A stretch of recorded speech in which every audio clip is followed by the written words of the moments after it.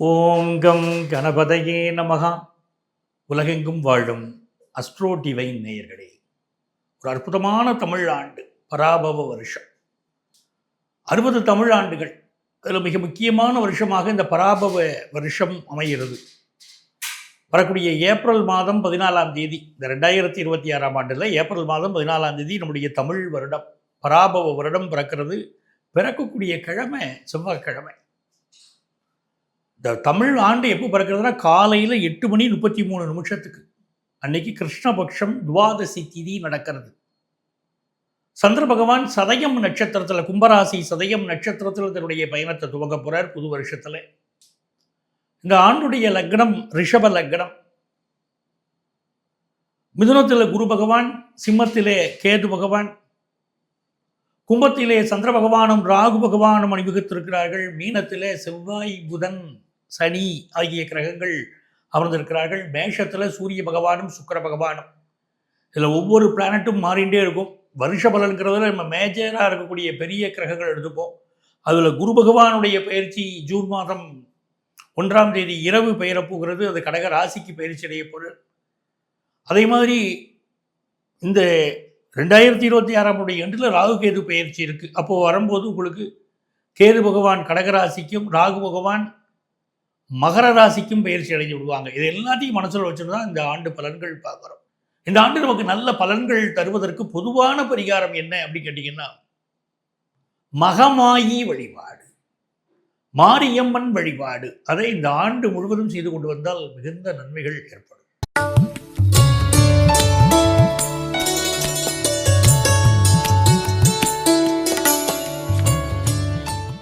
எனதருமை ரிஷபராசி அன்பர்களே, தமிழ் புத்தாண்டு பிறக்கிறது பராபவ வருஷம். இந்த பராபவ வருஷம் எந்த லக்னத்தில் பிறக்கிறது அப்படின்னா, நம்முடைய லக்னம் ரிஷப லக்னத்தில் பிறக்கிறது. பொதுவாக காலபுருஷ தத்துவம் எடுத்துக்கிட்டோம்னா ரிஷபம் தான் சூப்பர் பிளேஸ். அது நாட் ஒன்லி ஃபார் யூ. பொதுவாகவே எந்த ராசிக்காரங்களுக்கும் ரிஷபத்தில் சுக்கிரன் இருந்தாலே அவங்க லைஃப் ரொம்ப நல்லா இருக்கும்னு சொல்லுவோம். ரிஷபராசியில் நல்ல உங்களுக்கு அனுகூலமான கிரகங்கள் இருந்துட்டா வாழ்க்கையை உயர்த்திடும்.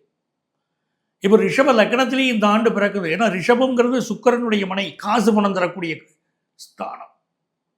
ஒருத்தருடைய ஜாதகத்தினுடைய வருமானம் எப்படி இருக்கும் அப்படின்னு தெரிஞ்சுக்கிறதுக்கு ரிஷபஸ்தானத்தை பார்த்தாலே போதும். ஒரு பிஸ்னஸ் ஒருத்தர் நல்லா பண்ணிக்கிட்டு இருக்காரா, ரிஷபத்தில் சுக்கிரன் இருந்தால் ரொம்ப நல்ல பிஸ்னஸ் பண்ணுவார். கலைகளில் ஒருத்தர் ஜொலிக்கிறாங்களா, ரிஷபத்தில் சுக்கிரன் இருந்தால் நல்லா ஜொலிப்பாங்க. இப்போ இந்த ஆண்டு ரிஷப லக்னத்தில் வருஷம் பிறக்குது. அப்போ லக்னத்தில் பிறக்குது அப்படிங்கிறதே இந்த ஆண்டு ஒரு சுபிட்சமான ஆண்டாக இருக்க போகுது. அதுவும் கேட்டிங்கன்னா செகண்ட் ஹாஃபில் பெரிய சுபிட்சம் வரப்போகுது.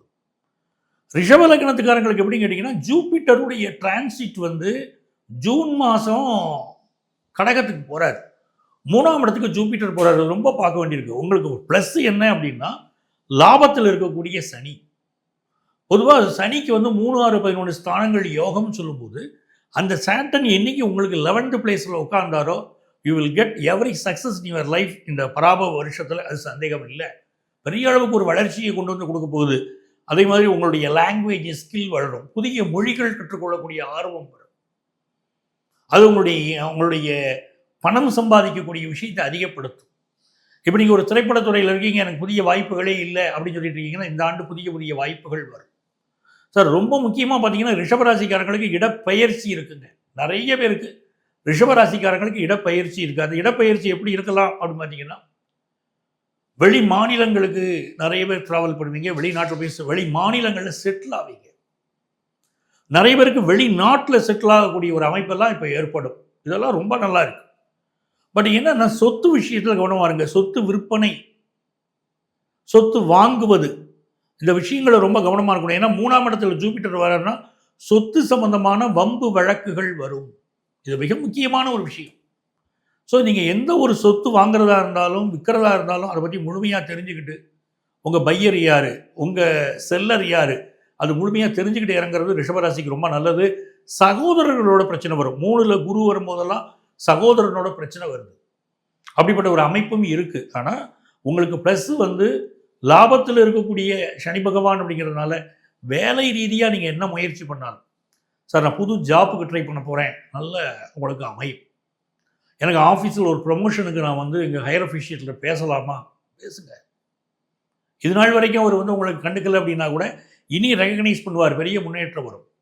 10th பிளேஸில் மூன் அண்ட் ராகு கம்பைண்டாக இருக்குது. இது பெரிய ஒரு வளர்ச்சியை கொடுக்க போகுது அப்படின்னு அர்த்தம். அதே நேரத்தில் அம்மா பெற்ற தாயுடைய ஹெல்த்தில் கான்சென்ட்ரேட் பண்ண வேண்டிய ஒரு நேரம் அப்படின்னு வச்சுக்கலாம். இந்த ஹெல்த்தை குறிக்கக்கூடிய உங்கள் சுகஸ்தானாதிபதி சூரியன் 12th பிளேஸில் உட்காந்துருக்கிறாரு. அப்போ என்ன ஆகுதுன்னா, ஹெல்த்துக்கு ரொம்ப இம்பார்ட்டன்ஸ் கொடுக்க வேண்டிய வருஷம் தான் இந்த பராபவ வருஷம்.